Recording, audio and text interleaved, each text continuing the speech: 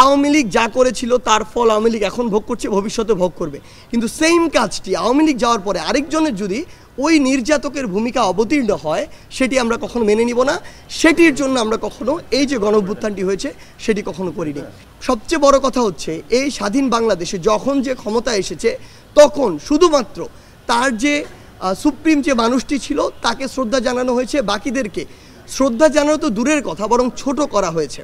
আমরা বিগত আওয়ামী লীগের সময় দেখেছি বঙ্গবন্ধুকে কিংবা শেখ মুজিবুর রহমানকে বঙ্গবন্ধু থেকে শুরু করে যত বিশেষণে বিশেষায়িত করা যায় সেগুলো করা হয়েছে, এবং অতিরঞ্জিত অনেক ঘটনা নিজের মন মতো করে বানানো হয়েছে, ইতিহাস সাজানো হয়েছে।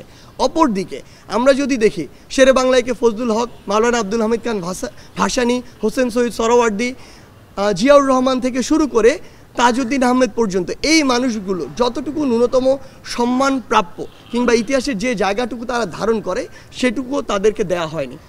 আমরা বিশ্বাস করি আমাদের জায়গা থেকে এই যে মানুষগুলো রয়েছে, আসলে বাংলাদেশের ইতিহাস নিয়ে কথা বললে যেই মানুষদের অবদান একদম অনস্বীকার্য, তাদের প্রত্যেককে তাদের যতটুকু অবদান ছিল এর জন্য তাদের স্মরণ করতে হবে।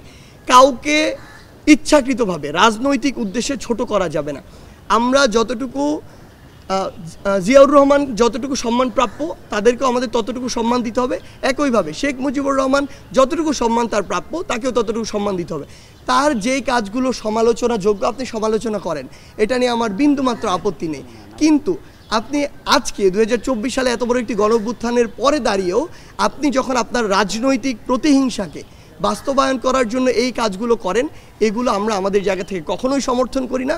এবং আমরা মনে করি যে বাংলাদেশের জনগণের তাদের জায়গা থেকে সর্বোচ্চ প্রতিবাদটুকু করা উচিত, যে তারা এগুলো আজকে দাঁড়িয়ে কখনো এগুলো সমর্থন করে না এবং চায় না যারা এগুলো করবে তাদেরকে জনগণ বয়কট করার জন্য প্রস্তুত। ইভেন আমাদের মধ্যেও কেউ যদি এই কাজগুলো করে তাদেরকেও বয়কট করা হোক, কোনো সমস্যা নেই।